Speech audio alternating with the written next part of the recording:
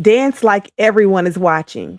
That's the title of chapter 2 in Lisa Rinna's new book. You better believe I'm going to talk about it. And y'all, you better believe we need to talk about it. This book is so freaking good. It's so good. This book is very good. I was very surprised. We're going to get into chapter 2 right now, right after this intro video plays. It's going to take about 51 seconds, but that's just enough time for you guys to grab your drink, grab your wine, grab your blanket, grab your favorite place on the couch, whatever y'all need to do to get comfortable, because I'm telling y'all, you're not going to want to miss. You're not going to want to get up. Okay. 51 seconds. I'll be right back. Since the beginning of times, beauty salons and barbershops have had a special place in the hearts of the industry professionals and the patrons alike. We can all remember trips to the shop, special moments made, conversations had, and lessons learned. From politics to pop culture, the latest gossip, love and relationships, and social movements. It's all talked about. Lifelong friendships are created, networks are built, ideas are shared, and politicians are made or broken. Our power is great. Our reach is wide. This is the place where we all shine, from the beginning to the end of times. Let's keep the conversation alive. Join me in my suite from your suite, and let's talk about the tea. Welcome or welcome back to the suite. My name is Tanya and this is Sweet Tea. Welcome to our book club edition, Reality Reads, where we are going over the very first book in this series, Lisa Rinna's You Better Believe I'm going to talk about it. And we're right now on chapter 2. If you guys haven't caught chapter 1, it is on my page. Y'all can go find that. And I also have some excerpts from it, you guys. This book is not disappointing at all. It's very good. It's surprisingly good. It's written well. It reads well. And Lisa Rinna, well, it's Lisa fucking Rinna. So you already know. Okay. We're going to get right into chapter 2 right now.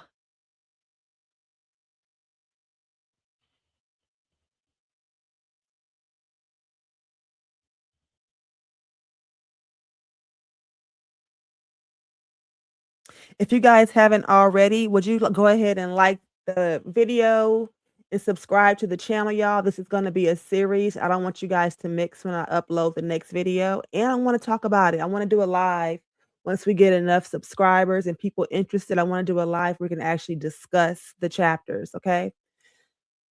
Okay. So here we go.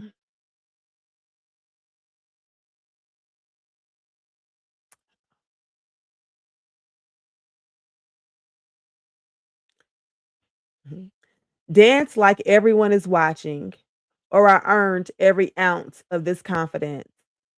This was my tagline for season 10 of Housewives. And at first, I absolutely hated it.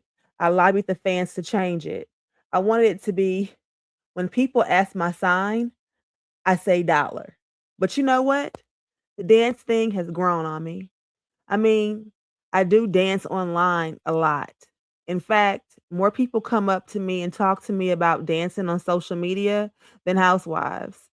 And it's about being uninhibited, which, if you've seen my most recent magazine covers, I'm all about that.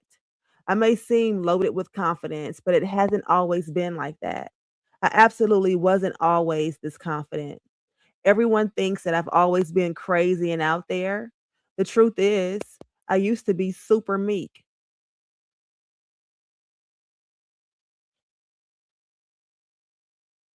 Starting at the age of 3, my mother jokingly called me Sarah Bernhardt, like the famous French actress. I was ballsy. I pushed boundaries, and according to my mother, you'll never shut that mouth up. And up until the age of 7, I thought I was pretty groovy. Then my family moved from Newport Beach, California to Medford, Oregon. I had a rude awakening. The vibe of the Pacific Northwest was night and day from Southern California. Newport Beach was sunny, so we were outdoors all the time. I played a lot outdoors. I played a lot of tennis, and I'm Portuguese and Italian. Therefore, I had darker skin than everybody else in Medford. I looked different. and they'd never seen anything like me before. Plus, my mom put me in these super short Florence Eismans and Izod mini dresses. My new playmates were all pasty white, wearing flannel, while I looked like an advertisement for Coppertone. Because of my skin color and skimpy outfits, I was made fun of constantly. Kids called me Black Cow. I thought they were just calling me a literal cow that happened to be black. But my new classmates created a whole song about me. Lisa Rinna, some people think she's funny, but she's really dark and runny. Lisa Rinna, she's like diarrhea. I'm sure I have some PTSD over it because I remember the song like it was yesterday. Their message was loud and clear. You're weird. That changed me a lot. I just wanted to blend in, if you can believe that. Having my je ne sais quoi squash is a battle I've been waging most of my life. I've alternated between being my authentic self versus trying to fit in. As a little kid, I was very much like I am now, expressive and larger than life. But losing my sister, moving to Oregon, and being the butt of the joke for my peers stifled my expressive side. On top of that, my parents were very waspy when it came to emotions. Growing up, I was taught to not have feelings or opinions. Just be nice, be Switzerland, just make everything okay. It's not safe to have too much joy and too much fun. Find a way to fit in. The problem is, I'm a born fighter. I've always been determined. So I made it my mission to elevate my social status at my school. I befriended the right people, willed my way into their hearts, and by 7th grade, you better believe I was popular. I even made the cheerleading squad. My mom always wanted to be an actress, but was too scared to try and fail.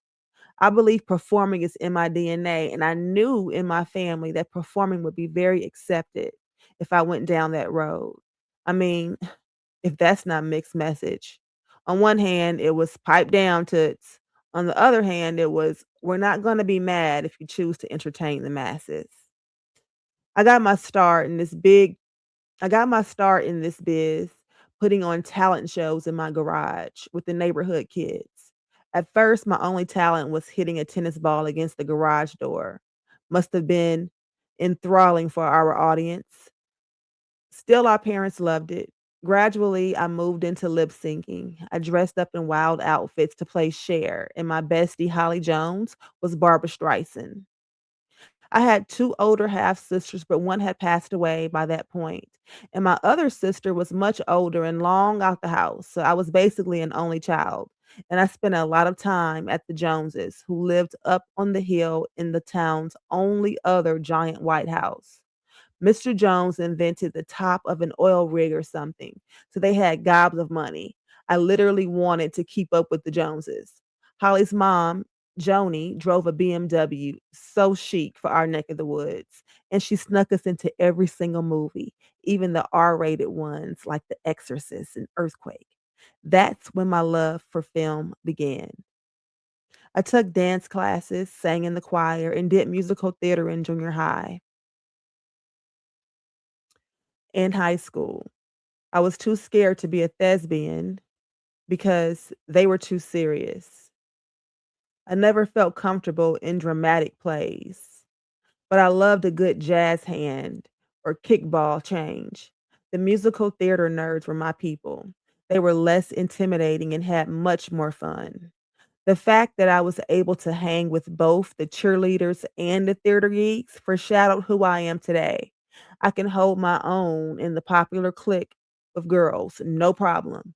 But I can also dance around on social media and make people happy. I love that. I love that. It's good to be well rounded. Definitely good to be well rounded.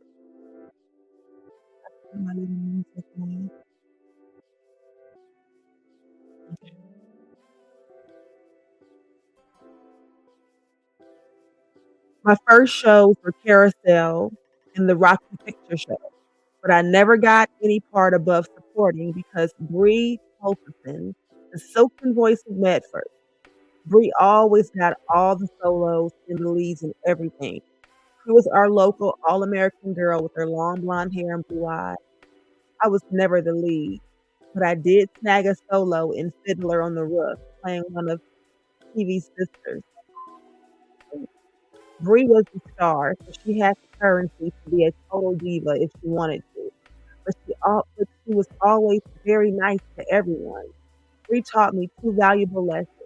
One, to set a stellar example about how to be the main character in our community theater, proving there's a huge difference between being cocky and confident. Two, I don't care if you're on a movie set or in Mr. Jones' oil rig, the fish rots from the head. Your leading lady, man, or CEO sets the tone. Then the underlings and understudies follow their lead. Both are lessons that I carry with me to this day. Can totally agree on that. What do y'all think? What y'all think about that? Like I said, this book is a little deeper than y'all probably would have thought for Lisa Rinna, right? Like you think it's going to be all tea, but I'm telling y'all, she dropped some good gems in here too. So just wait, be patient, don't count her out yet. She will definitely get a little messy, okay? But it's surprisingly good. It's well written, and in my opinion, like let me know what y'all think though. I might not have beaten out Brie for the role of for Janet Wise in the Rocky Horror Show, but I found a way to be a leader among my peers in other ways, namely fashion.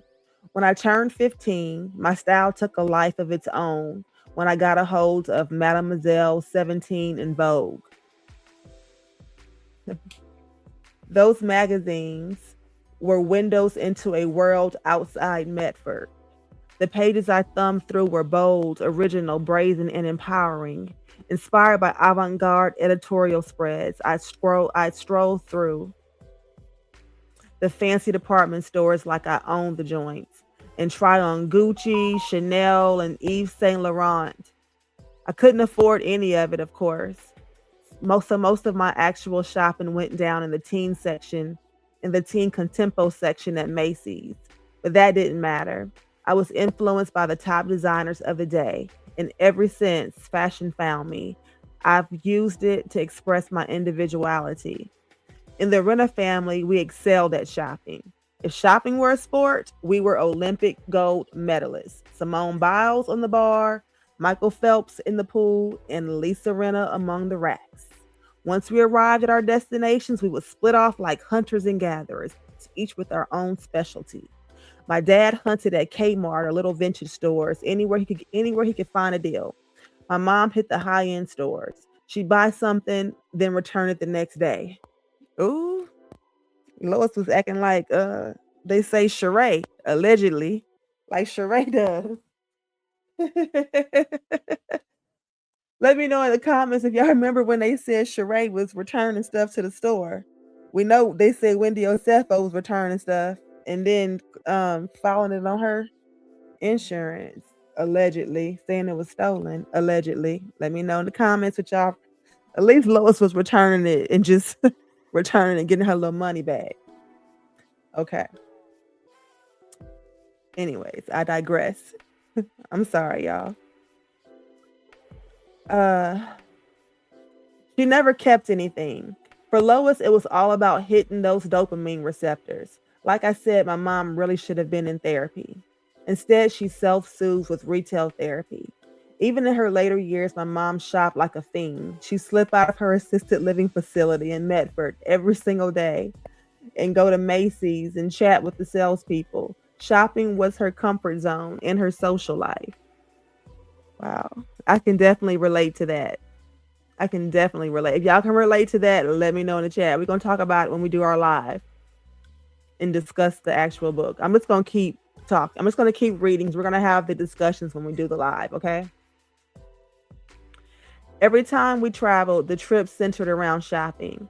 When we visited my grandma near Berkeley, we hit Neiman's in Union Square. We got all dolled up like we were going to meet the Queen of England, then sipped tea, ate crunch cakes at an adorable little restaurant called Bloom's. We immersed ourselves in a world where people had money and could buy whatever they wanted. That's how we escaped all of our problems. Uh-oh, I think I'm having a feeling. Let's go shopping. You'll feel better. Worked like a charm. My mom never spoiled herself, but she spoiled me.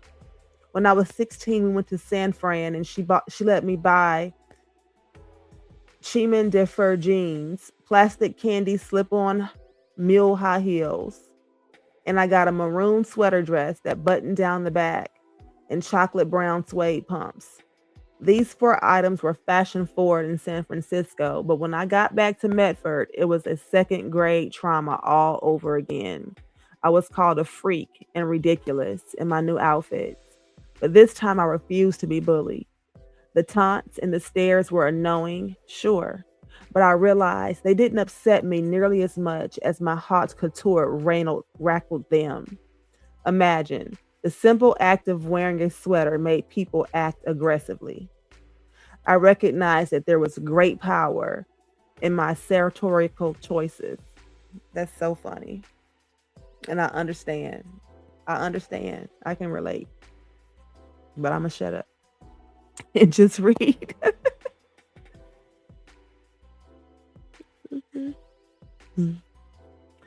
Approval is the funny thing. Even though she would buy things just to return them, when it came to something she really wanted, my mom would never buy anything without running it by my dad first. This always used to make me crazy, and I swore that I would never do that. I didn't want or need anyone's approval. Excuse me, but why do I need your permission? I was like I was like that with a lot of things, except for one big blind spot when it came to boys. I took a back seat and let them lead. Take my very first high school sweetheart. Our families were from different sides of the tracks. His family's hunted duck, cooked it, and ate it, which meant I ate it once too, even though I didn't want to. But that's exactly what I mean. It was if I was with a boy and they were into something, I go along with it, letting them take the lead. It's not like I let men control me my whole life. In fact, I haven't been with that many men, only six in my entire life. After dating for 2 years, he and the duck flew the coop, and I rebounded with Bob. I don't remember how we met. I just remember he paid attention to me. He was cute, and that was that. We fell into a serious relationship that lasted the next 8 years. Ooh, it's a lot I can say about that, y'all. A lot I could say, but I'm gonna save it for the live. Y'all gotta subscribe so we can go live and talk about this. It's so much I can say about that topic. In fact, I'm gonna do a video about that particular topic in Miss Nene Leaks. Y'all stay tuned for that video. Dating and Nene Leaks, okay? Bob was very all American with a cute smile and happy go lucky attitude. Bob and I were dating during my senior year when I auditioned for and got into Emerson College in Boston, the prestigious performing arts school with famous alumni like the Fonz, Jay Leno, and Jennifer Coolidge. Bob left college at the University of Oregon to follow me to Massachusetts. My parents didn't seem to mind that Bob and I were cohabitating. They weren't thrilled they weren't thrilled I bolted for the opposite coast, but I think they liked having Bob there to protect me. We drove across the country and moved into a dirty little studio apartment. My heart sank when I saw it. I could feel it in my bones that something wasn't right. 4 days after Bob and I arrived in Boston, I took a bath in our filthy tub and had a massive panic attack. It hit me that I was 3,000 miles away from my parents, and I freaked out. In that moment, I did not want to be there. I did not want to be there anymore. I couldn't do it. A wave of homesickness washed over me, and I knew I had to go back stat. Somehow we got our deposit back, turned right around, and drove home. I fled so fast, the truck with all my stuff in it hadn't even made it to Boston yet. They turned back around and sent it all back home before we even got there. I felt guilty about giving up too easily. I also felt weak and pathetic, and everyone thought I was a lunatic. When I look back on it, I'm proud I asserted myself because I had such a strong premonition that it was not the right choice. For whatever reason, I must have known I shouldn't end up with Bob in Boston. It seemed like a rash decision, yet it wasn't rash at all because I really listened to my gut.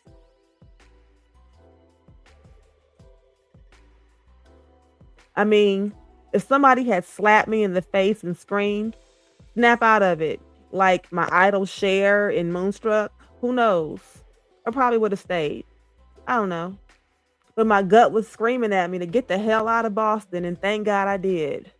My life would be so different if I had stayed and graduated from Emerson.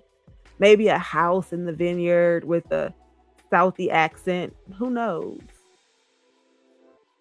Is that, yeah, Southie accent? Who knows? Within days of returning from Boston, I enrolled at the University of Oregon, and Bob re enrolled. I don't remember taking any classes other than acting one. I had two teachers, both bitchy men.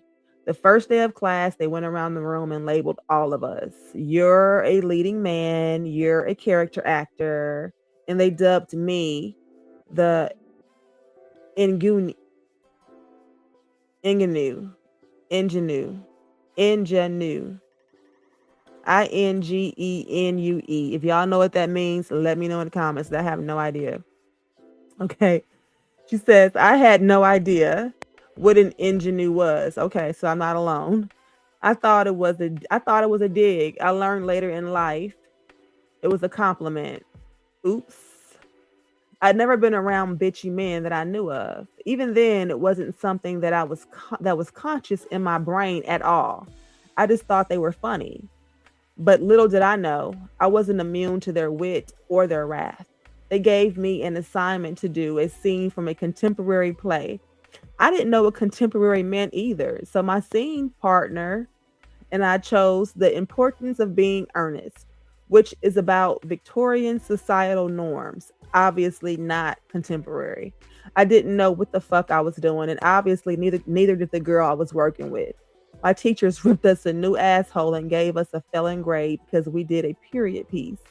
At the end of the semester, they graduated my scene partner into acting too, but not me. I was devastated. That was my first experience in life feeling wrong for no reason. I did not understand it, and I never probably will.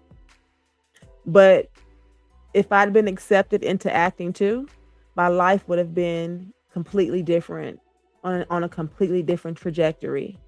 I might be doing Shakespeare in Ashland. I wish I could say I used the rejection as fuel to achieve greatness. Not so much.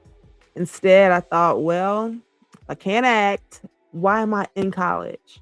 I might as well just drop out. I folded like a cheap suit. You're not good enough, was the message I got. So after 3 months at the University of Oregon, that was it for school. I never went back. I would have to learn big words like ingenue and contemporary on my own from now on. The whole experience burrowed into my psyche, and I let that insecurity derail me for a couple of years. Floating aimlessly, I moved into Nancy's house in Portland. I couldn't go home because then I was officially a failure. I got photos taken and sent them to a tiny modeling agency that made me a Z card, basically a mini portfolio with my best headshots and measurements. That's how I got my first big modeling job. Shooting the Nike catalogs in the early days of the brand before it became so popular. I went on road trips in a van with a group of models to do athletic shows. We jump around, do aerobics, and model Nike shoes and clothes at the Magic Conference in Las Vegas. I thought it was the coolest thing ever, and I really thought I'd made it because Nike was quite the ingenue in the early 80s. So I guess, yeah, she said ingenue was a good thing. Let's see. Not long after Bob left college, and I moved with him to San Francisco when he landed a job at the fashion label Esprit. Let's see. Thought I had a picture. Aw, I thought I had a picture of her on in her Esprit. There is one in this little clip right here. in this video. Uh-oh, let's see. I'm sorry, y'all. Not long after Bob left college and I moved with him to San Francisco when he landed a job at the fashion label Esprit. Shortly after, I was signed by the Grimm agency, the hottest modeling outfit in town at the time. It was run by the charismatic talent scout Jimmy Grimm, who launched the careers of Suzanne Summers and Christy Turlington. I did a lot of ads for Emporium and Macy's before being shipped off to Japan on a one-way ticket at the tender age of 19. Despite my experience in Boston, I've always had some bravery in my system that makes me say yes to things. I guess it's the difference between saying yes to new experiences versus making decisions that'll affect your life forever, especially when it feels wrong in your gut. I'm a walking contradiction, and here's the perfect example. This seemed like a really cool experience. Something was telling me it was the right thing to do, and the universe had something in store for me. But as soon as I landed in Tokyo, the culture shock set in. I panicked, a doe eyed deer in headlights. Nobody came to pick me up. I couldn't speak the language, and it was September, so it was hot as balls. I had to go to the bathroom, but when I went in the stall, there were no toilets, just a porcelain hole in the floor. Despite my initial panic, though, I made it through.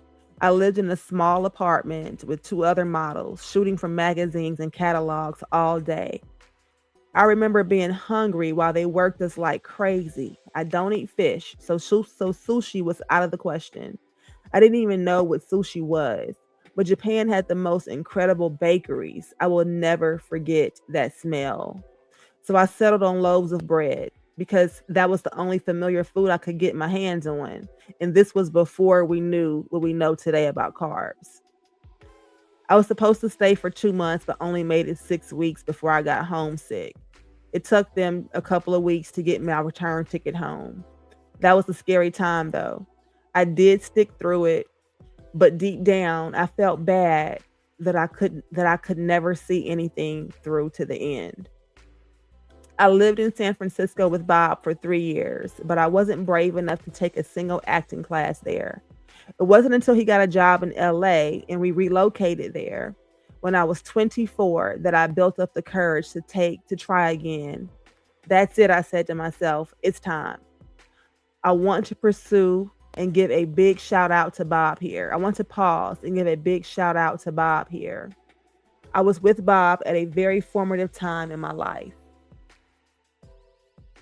Ours may have been too serious of a relationship too soon, but Bob was my anchor. He's the reason I finally went to Hollywood to try to be a real actress. Without Bob, I might have been like my mom and never taken that leap of faith. I wasn't crazy in love with Bob, and he probably wasn't crazy in love with me either, but he was familiar. We helped each other, and I give him a lot of credit for getting me to where I am today because I'm not sure I would have done it on my own. Do I wish I didn't need a man to motivate me to achieve my dreams? Sure. But I like to think that we motivated each other to get out of Medford, Oregon, and hardly anybody ever got out of that town. Bob served a Bob served a very valuable purpose in my life. I would not have ended up in LA if not for Bob, and that was always my goal. Bob helped me feel confident enough to do it. We ultimately outgrew each other, went our separate ways, and it was over. But I was acting again. The very first class I took since college was taught by acting teacher legend Bill Cackmus. After my first scene, I sat on the stage with 25 other students waiting for my notes. You know, Lisa, Bill said, you have no opinion. You don't know how you feel until you figure that out. Nothing's going to happen for you. You can't be an actor. Bill wasn't like my university teachers. He was lovely, but his constructive criticism was brutally honest, and he was right. I did not have an opinion. I did not know how I felt about anything because that's how I grew up. My dad barely said two words. No one literally said, "Don't show your emotions out loud," but that was the message I received. I was very good at following my family's rules. When Bill explained that I had no point of view, I didn't take it personally. I knew Bill was talented because when I watched him critique other people, he was right on. Instead of quitting like I always had up until this point, I was determined to get better at my craft. I had to build a tough skin if I wanted to stay in a profession where rejection was inevitable and constant. So my goal became to find my voice, to tap into my feelings in a way I had never done before. I started dating a soap opera actor named Peter, who was on Young and the Restless. And that relationship opened up my world in Hollywood in a big way. I watched I watched his show growing up, so I was thrilled when he introduced me to the iconic stars who played Danny Romalotti and Lauren Finmore. Tracy Bregman, who played Lauren, was one of the first actors I was in awe of, and we are still friends to this day. Melody Thomas Scott and Eric Braden also became friends. I liked all of them more than I liked Peter. I love being around my people, and I could feel myself blossoming by the minute. I also took Joanne Byron's 2 year long methods acting class at Byron Brown Studio, learning the Meisner technique. It was very intensive and intimate with only 12 other students in the class. It was one of the most awesome things I did. It forced me to be super vulnerable. We had to do an exercise called superlatives, where you had to be the most of something. I played Madonna and had to dress like her and dance like her on stage by myself in front of everyone. When you're in a safe environment, though, that feels accepting and nurturing, it helps you take risks. The critiques could be rough at times. My teacher was Lisa Malilo, who was very patient. And that is why I think the class worked so well for me. I was finally able to build up my bravery and point of view on stage. The classes made me realize there are two types of people: those who grow by nurturing and those who grow by critique. I grow from nurturing because it breaks down my walls, like while critiquing builds them up. It's kind of like what happened the last year of Housewives. I needed to feel nurtured in my grief. Instead, I was critiqued for it. We weren't supposed to work outside of the acting classes, and we were not supposed to take acting jobs during the entire 2 years of the course. But mama had bills to pay, so I got special permission to get my ass out there. Acting auditions were much harder than modeling go-sees. Modeling is all about your looks. It's very objective, and there's not much you can do about it. Sometimes you hit, sometimes you don't. Acting is about talent. You can be good or you can suck. So the stakes are higher. The very first role I landed was on Murder, She Wrote. I got to hang out on set and watch the Angela Lansbury act. To witness a legend perfectly executing her craft was earth shattering to a ruby like me. I almost thought I'd made it just being in her presence. I certainly was no Jessica Fletcher. My part was so small that my character didn't even have a last name. But that blink and you'd miss me guest starring role opened the floodgates. Suddenly, I was booking national commercials like a boss, which helped pay the rent because TV commercials were lucrative back then, with a steady stream of residuals every time your spot aired. The best I got was scoring a Bud Light Spuds McKenzie spot. My friends, including commercial vet Kimber Sessions, were hired to play the three Spudettes, and I was simply a cute girl running around in the background. I wasn't allowed to get within 50 feet of Spuds, of course. He was a huge star and had his own security detail. Still, I felt like I was hot shit for a second because I was in a Spuds McKenzie commercial. My Spuds cameo led to 13. That's right, I said 13 Taco Bell commercials. We're talking vintage Taco Bell with the old bell ringing. We drive out to the desert in blazing 100-degree weather run around in the skimpiest vest and cutoffs and boots. They'd wrap the burritos we were eating in baby wipes to keep them glistening and moist and fresh in the violently dry sun. We take a bite, dance around, then spit it out in a bucket. Those commercials kept me afloat for nearly 3 years and bankrolled a new Azuzu Trooper. But to this day, I can't even look at a bean and cheese burrito without gagging. Oh my gosh. You guys, so what do y'all think so far? What do y'all think so far? Let me know in the comments. If you guys have not already, please like the video, subscribe to the channel, y'all, so we can do it live soon and discuss it all, okay?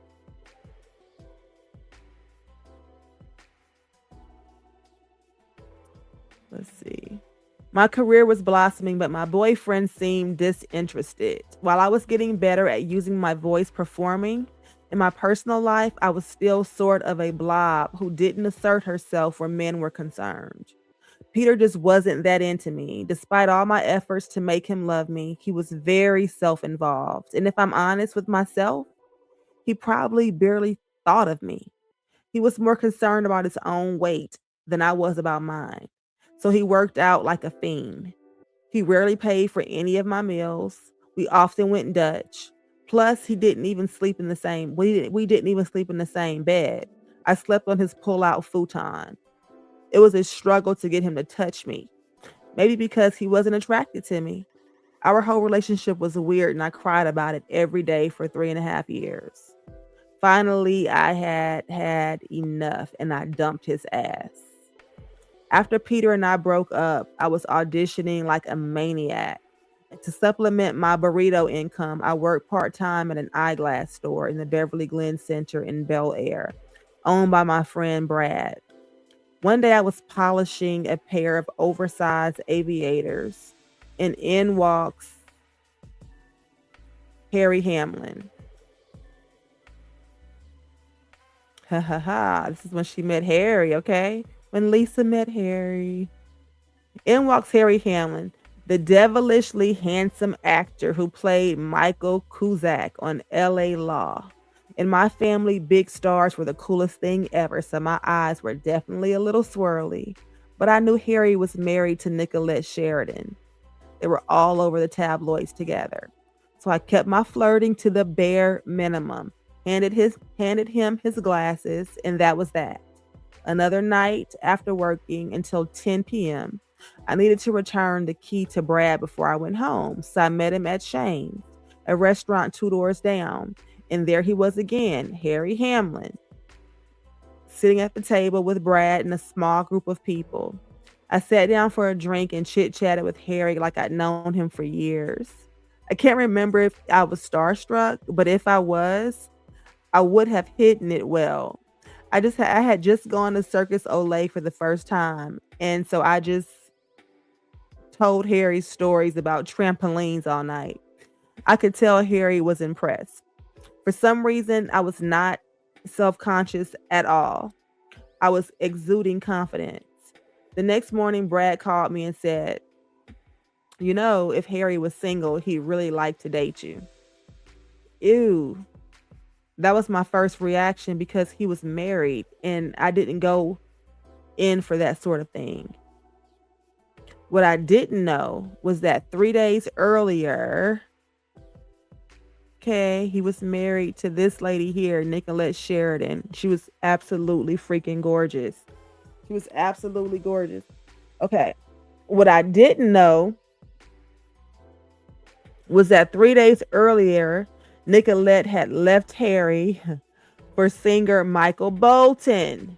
And Harry was going through a very painful separation. Told y'all she was going to spill it. I told y'all Lisa Rinna was going to spill it. This is not. She said Nicolette Sheridan left Harry for single Michael Bolton, and Harry was going through a very painful separation. She had gone to a Michael Bolton concert while Harry was out of town and had an affair with him. By the way, she still denies the affair to this day. You kidding me?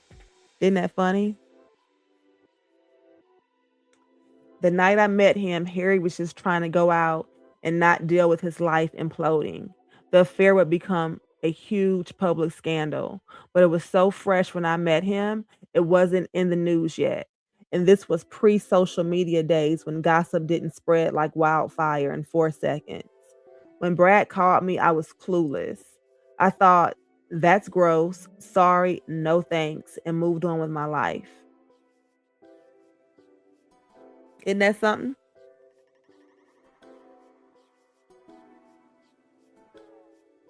This is interesting, y'all. What y'all think about that?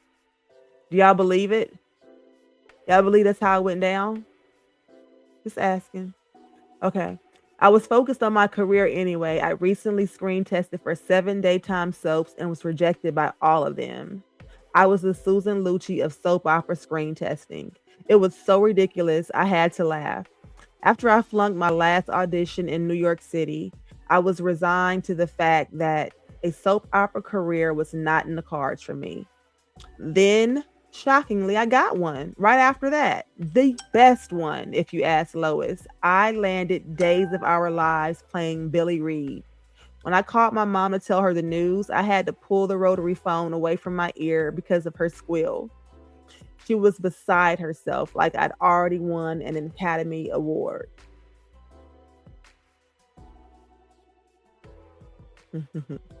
Every time I've done something that everyone tells me not to do, it always produces something good. Case in point, I'd auditioned against exactly 211 girls for the role of Billy Reed on Days. I went to the first audition with long hair and got the coveted callback.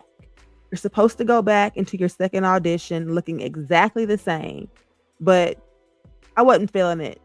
I'd just broken up with Peter, and you know how people drastically change their hair after relationship ends? Think about PK's buzz cut after he split from Dorit. In a perfect storm moment, I met a girl with gorgeous hair in my acting class. I asked I asked her if her stylist would come to my place to do my hair, and that is how the infamous Rinna vintage pixie shag came to be. This random guy came to my little apartment in Brentwood and chopped my hair. I have no idea who he was, and I never saw him again. But this was in 1992, and I was 29 years old. Isn't that something? Some random dude created her legendary Rinna haircut, that legendary shag that she is known for. In 1992, look at that picture, baby. And that's how she landed the Billy Reed. She came in there different. She did something that made her stand out.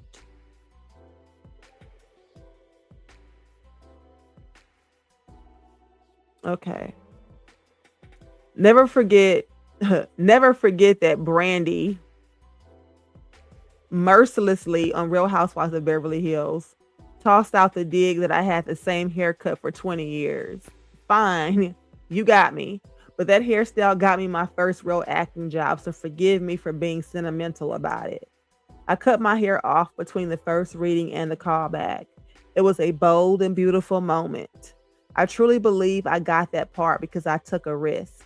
After 7 freaking soap opera screen tests, I was like, fuck it. And that's when everything changed for me. So here's the thing about Days of Our Lives. Soaps may have been the lowest rung on the ladder in terms of Hollywood clout, but they were still huge in the 90s. There were like 12 of them. My mom watched Days religiously. It was a big deal in our house. Therefore, I watched it. For most actors, getting on a soap opera is not cool. But being hired to be Bo Brady's love interest was one of the greatest things you could ever do in the eyes of Rennis. For me to get a part on Days of Our Lives was an instant ego boost.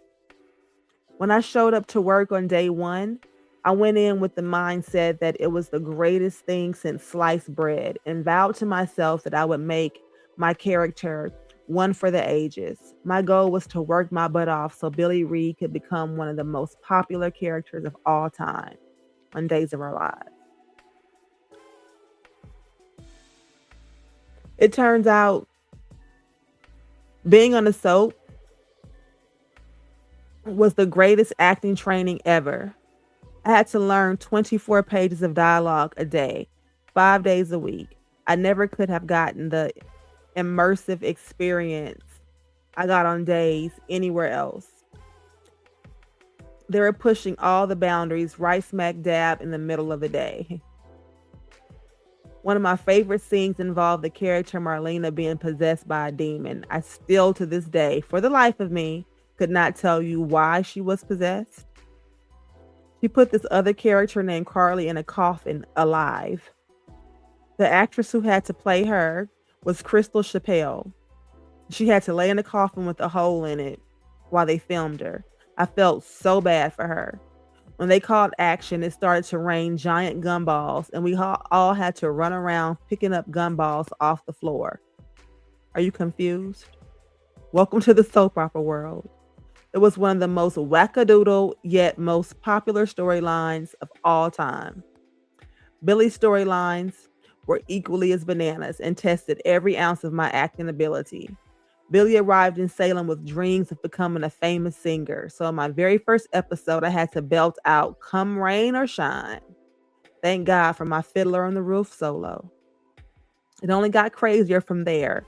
Billy was a coke addict, a porn star, a stripper, and a down out survivor of her abusive father who gave her acid and SA'd her. Down the line, I had a fling with the actor who played my brother, Patrick Mulden. We were making out in dark corners and not hiding it from everyone well. One night we had to shoot until 3 in the morning, so we spent the night in our separate dressing rooms and no one kicked us out. I love that Billy Reed was the badass who got the hot guys. Rinna was no slouch either. Meow. Billy replaced Billy replaced Bo Brady's true love, Hope, played by Kristen Alfonso, who left on maternity leave. 6 months in, the audience started loving Billy Reed and rooted for her. I got so much juju from that giant fan base. That kind of validation meant so much to me, even more than being awarded Newcomer of the Year at the Soap Opera Digest Awards. I thank my frequent scene partner, Robert Kelly, who played Bo Brady. Even though behind the scenes we hated each other, we were named best couple a few times during my 3-year run. I'm convinced that happened because there's a very fine line between love and hate, and our disgust for each other made for very fiery chemistry on screen. Do y'all remember that? Do y'all remember when Renna um, was on Days of Our Lives? Just curious.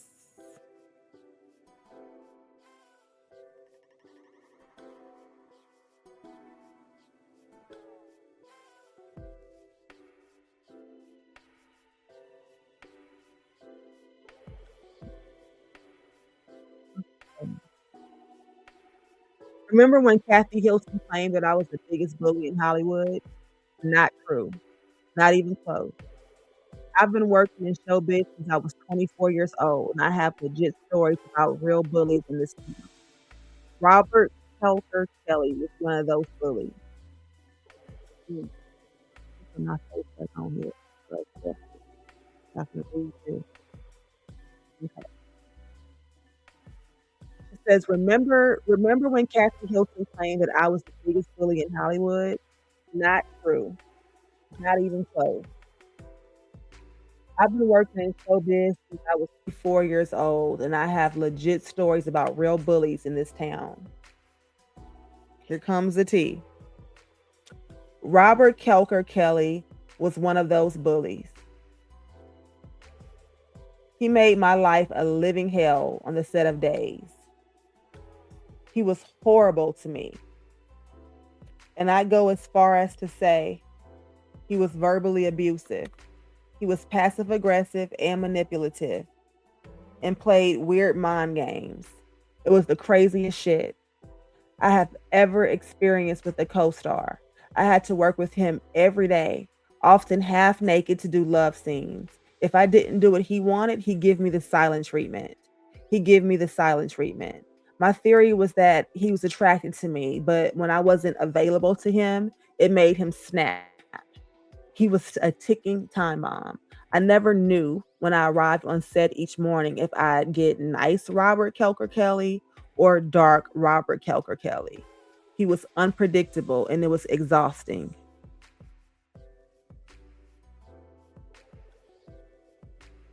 I told y'all she was gonna spill the tea. I told y'all Lisa was gonna spill it. I regret that I never stood up to Robert because I was too young and I was not willing to make waves at my new awesome job. Even though big things were happening in my life, I still lacked assertiveness and self confidence when it came to men, professionally and personally. 6 months after I met Harry Hamlin and spun yarns about circus performers, we officially became an item. Let me put that picture up of her and Harry. Oh, I had one.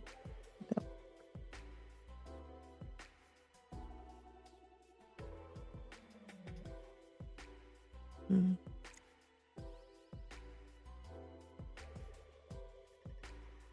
okay.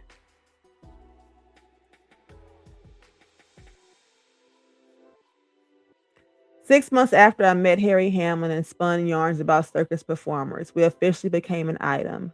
Harry was 12 years older than me and very successful and had money. Even though I was on days at this point, I still felt like I did not have anything interesting to say. Zero. Harry took me to Tahiti on our very first trip, and I remember he wanted to take a picture of me. This was before cell phones. I just stood there like a mannequin with my arms at my side. "Can't you do something?" he said. And I thought, well, what the fuck do I do? I had gotten down the art of expressing myself when it came to acting, but when it came to men and relationships, it still didn't come naturally to me. It's so ironic that you look at me now and I'm dancing on Instagram 24/7. I really have come so far. So far from where I began. Now we always joke. Mhm. Now we always joke that he created a monster and it's kind of a miracle that we ended up staying together. If Robert Keller Kelke was in my housewife's orbit today, never would have gotten away with this behavior. I would have at least had a glass of wine thrown in his face. But back then, I let him walk over me like a doormat. I wasn't the only one with issues with Robert because suddenly one day he disappeared from the day's set. And next thing I knew, Christian and I had our own full time security detail.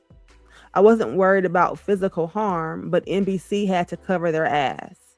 We had rent-a-cops parked outside our houses in trailers for 3 weeks and were driven to and from work. It could have been a line for a day's script, but it probably wasn't cuckoo enough. Christian and I commiserated and looked out for each other.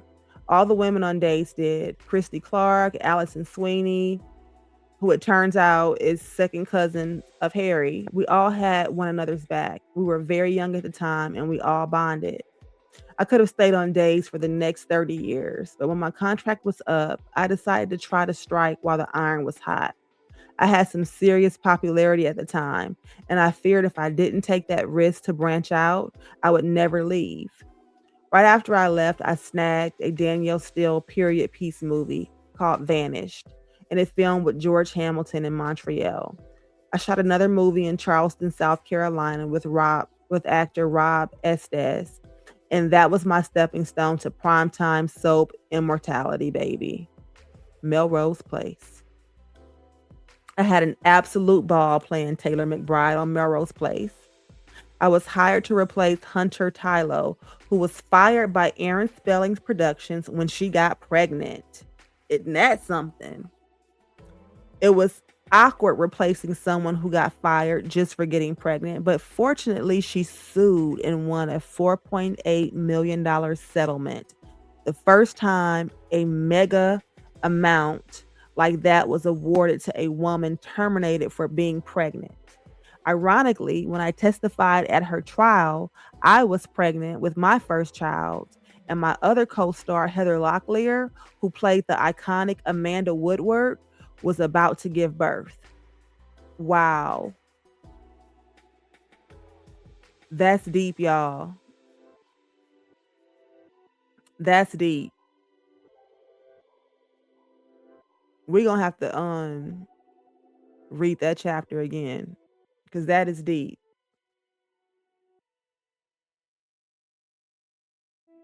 Let's just read it one more time so I can clip this. Okay. I had an absolute ball playing Taylor McBride on Melrose Place. I was hired to replace Hunter Tylo, who was fired by Aaron Spelling Productions when she got pregnant. It was awkward replacing someone who got fired just for getting pregnant, but fortunately, she sued and won a $4.8 million settlement. The first time a mega amount like that was awarded to a woman terminated for being pregnant. Ironically, when I testified at her trial, I was pregnant with my first child, and my other co star, Heather Locklear, who played the iconic Amanda Woodward, was about to give birth. Do y'all remember that? I remember when Heather Locklear was pregnant on Melrose Place. I absolutely remember that.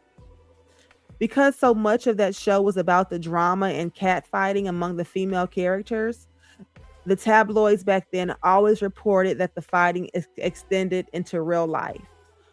Nobody wanted to hear it at the time, but just like on Days, all the women on Melrose Place had one another's backs too.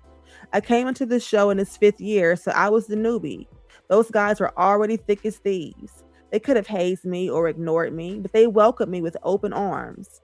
While the tabloids had Heather and I tearing each other's weaves out because our characters were enemies on the show, they wanted us to be enemies in real life. One of the rags wrote that I was so jealous of Heather that when she'd gotten out of her car, I rammed my car into hers and took the door off. Preposterous lies. Hilarious, she says. That is hilarious. The truth was, Heather was a huge mentor to me. I was on Melrose Place for 2 years, but they were very, very informative years. Heather led by example and took me under her wing. She showed me what it was like to be a hardworking professional actress who walked onto that set every day with class and dignity and knew her lines. She always came on with a smile and was never mean to anybody. Her attitude set the tone beautifully for everyone. I learned everything about how to carry myself on set from her. There's so much jealousy in our business. Women often taught that there's only one seat at the table and you better fight like fucking hell for it. It's just not true. There's room for everyone to succeed. We have to keep saying that out loud. My biggest issue on Melrose Place wasn't the women, it was the men. I had to make out with 2 different guys in back to back scenes. Thomas Calabro, who played Dr. Michael Mancini, and Jack Wagner, who played Dr. Peter Burns. That was a first and a last. Jack and I butted heads a lot. While he was singing all I needed was for him to stop bossing me around and controlling me. We were in a trailer rehearsing one day when I had had enough and barked at him, "Don't fuck with me." It worked. He backed off. I gained my respect by sticking up for myself, and he never did it to me again. Jack was so nice to me from that day on. I've been bullied by male co-stars, and I've definitely experienced plenty of sexism in this industry, but thankfully, I've never experienced a Me Too moment. I'm not sure what vibration I was putting out because truly no one ever fucked with me in that way. I was never assaulted. No one ever made sexual advances towards me. I'm so fortunate that they have skipped I'm so fortunate to have skipped that trauma because sometimes it seems like I'm the only female actor in this business who can say they weren't accosted or downright abused. When I stood up to Jack, that was a game changer for me. If you're told growing up not to feel anything and not to speak up, and you don't even know where to find that strength within you. But somehow that day I found that courage. I don't think it's a coincidence that the 3 signature shows I've been on in my career, Days of Our Lives, Melrose Place, and Real Housewives of Beverly Hills, were all super dramatic. I've always been in that soapy world, and I think now I know why. I was so numb for so long. It took me a lot of time to be able to voice my opinions. Maybe acting was the only way I was ever truly going to discover my voice. It's okay. We can call Housewives acting. And that is where Real Housewives of Beverly Hills has served me the best. That show allowed me, the real Rinna, to reemerge. The Rinna who had been holding so much in since leaving Newport Beach. When I first started the show, we had a great executive producer who I really loved working with named Chris Cullen. Before my first shoot day, Chris came over to my house, and mind you, I'd already been acting for years. But the first thing he said to me was, in doing this new genre, you need to think out loud. What the hell does that mean? Well, that means, how are you feeling? Then you're going to say it. What is that other person doing? Then you're going to say how you feel about what the other person is doing. With that direction, the floodgates just opened. He gave me permission to see what I'm looking at and say how I feel right on the spot. It was also kind of unleashed, and it kind of unleashed the hounds because now you can't stop me. Today, I'm outspoken on just about everything under the sun. People think they are who they are and can't change, but I'm here to tell you, you can grow into your confidence at any age, at your own pace. For me, it was mostly about giving 0 Fs. I also realized that superpower has always been in me. I just hadn't tapped into it. At times, my mouth has protected me, but it's also gotten me into trouble. I've run the gamut of what it's like to use that kind of superpower once you let it out. It's a double-edged sword. The real trick is knowing when to use it. And that's the end of chapter 3. I'm sorry, chapter 2. That's the end of chapter 2. That's the end of chapter 2 of Rinna's book. Lisa Rinna's book, You Better Believe I'm going to talk about it. What did you guys think? Y'all let me know in the comments. This video is an hour long. Yeah, so I'm going to go ahead and end it, you guys. But what I would like to do in the future is to do a live about like 2 chapters at a time. Okay, so like if you guys go back, if you guys watch chapter 1 and chapter 2, then we can schedule the live to discuss those 2 chapters, in like a couple of days or something, or maybe even like a week to give people time to watch chapter 1 and chapter 2. So go ahead and subscribe, you guys, so y'all can be notified when I upload chapter 3 and 4 and so on and so on. And like I said, I'm going to do a video about Nene's dating. I'm gonna do that tonight too. So y'all look for that upload soon too, because I got some advice for Nene. I love Nene. She's like my sister in my head. So I have some advice for sis. Y'all might want to check it out yourselves. Okay.